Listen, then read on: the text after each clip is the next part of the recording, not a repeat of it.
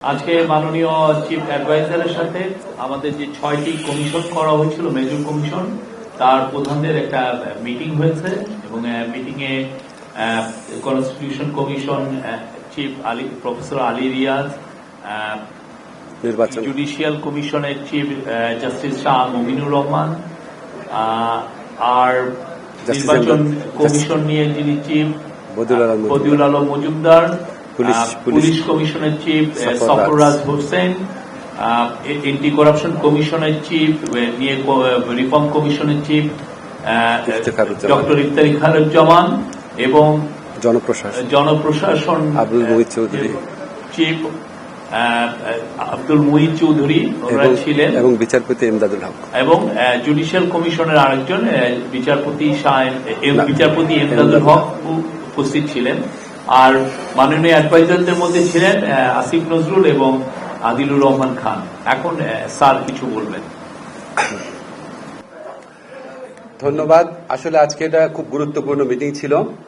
Commission প্রধানদের সাথে আপনাদের অলরেডি নাম বলা হয়েছে, ওনাদের সাথে আমাদের প্রধান উপদেষ্টা ডক্টর মোহাম্মদ ইউনুস এবং জাতীয় ঐক্যমত্য কমিশনের প্রধান ডক্টর মোহাম্মদ ইউনুস একটা বৈঠক করেছিলেন সংস্কার কাজের অগ্রগতি সম্পর্কে জানার জন্য। সেখানে কিছু ডিসিশন হয়েছে, এটা আপনাদের জানাচ্ছি। যে সংস্কার কমিশনগুলোর পূর্ণাঙ্গ রিপোর্ট আমরা আশা করছি 8 ফেব্রুয়ারি প্রকাশ করা হবে। 8 ফেব্রুয়ারি একই সাথে এই সংস্কার কমিশনের প্রধানরা মিলে আশু করণীয় কি আছে, সংস্কার কার্যের ক্ষেত্রে আশু করণীয় কি আছে, মধ্যমেয়াদে কি আছে, বা ভবিষ্যতে নির্বাচনের পরে যদি তারা কিছু করতে চায় সেটা কি আছে, সেটা 6টা কমিশন মিলে একটা সর্বসম্মত সুপারিশনামা পেশ করবেন 8 ফেব্রুয়ারিতে।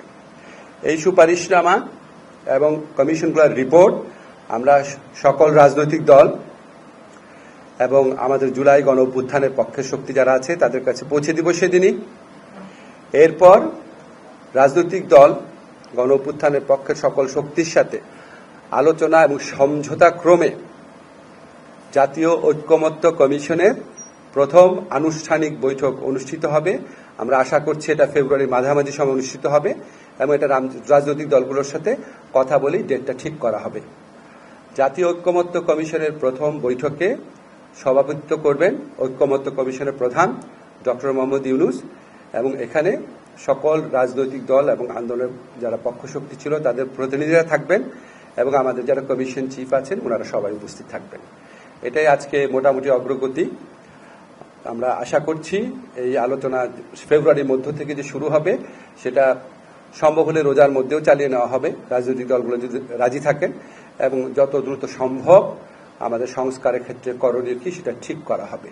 এবং আপনাদেরকে আগেই বলা হয়েছে, আমাদের প্রধান উপদেষ্টার প্রেস সচিব বলেছেন যে এই 6টা কমিশন গঠন করাই হয়েছিল যে সুষ্ঠু নির্বাচনী পথে আমাদের উত্তরণকে সামনে রেখে সুষ্ঠু অবাধ নির্বাচন এবং সাথে সাথে এসেনশিয়াল কিছু রাষ্ট্র সংস্কারের প্রশ্নের মীমাংসা করার জন্য। বাকি কমিশনগুলোও কাজ করছেন, কিন্তু এটার সাথে এই কমিশনগুলো প্রথমে গঠিত হয়েছিল। এই কমিশনগুলো সম্পর্কে এই কমিশনগুলোর প্রধানদের নিয়ে আজকে বৈঠকটা হয়েছে। মোটামুটি এটাই আজকে বলার বিষয় ছিল। আপনাদের যদি এই সংক্রান্ত কোনো প্রশ্ন থাকে করতে পারেন। আমাদের যে 6টা কমিশন আছে, এই 6টা কমিশনের কার্যক্রম তো 8 তারিখে শেষ হয়ে যাচ্ছে। 8 তারিখে রিপোর্ট প্রকাশ হওয়ার সাথে সাথে শেষ হয়ে যাচ্ছে, ঠিক আছে। 8 তারিখ থেকে জাতীয় ঐক্যমত্য কমিশনের যাত্রা শুরু। তো আলী রিয়াজ সাহেব যখন 8 তারিখের পর মধ্য ফেব্রুয়ারিতে আলোচনায় বসবেন, তখন উনি সংবিধান কমিটির প্রধান হিসেবে বসবেন না, জাতীয় ঐক্যমত্য কমিশনের যিনি আপনার ভাইস চেয়ারম্যান হিসেবে বসবেন। সংবিধানের ব্যাপারে আমাদের কোনো আলোচনা হয় নাই, আপনারা পত্র পত্রিকায় দেখেছেন। কমিশনের পক্ষ থেকে অনেক ব্যাপারে বলা হয়েছে।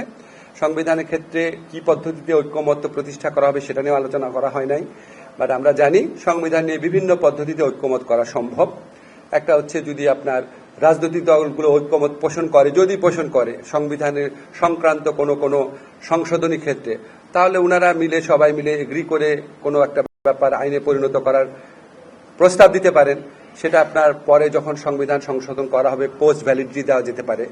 আবার যদি সামনে নির্বাচন যদি গণপরিষদ এবং সংসদ নির্বাচন যদি একই সাথে হয়, তাহলে গণপরিষদের মাধ্যমে হতে পারে, সাংবিধানিক কোনো সভার মাধ্যমে হতে পারে। এইগুলি হচ্ছে আমার কথা বললাম যে বিভিন্ন পদ্ধতিতে করা যেতে পারে, কিন্তু কি পদ্ধতিতে করা হবে সেটা রাজনৈতিক দলের সাথে আলোচনার ভিত্তিতে ঠিক করা হবে। থ্যাংক ইউ, ঠিক আছে।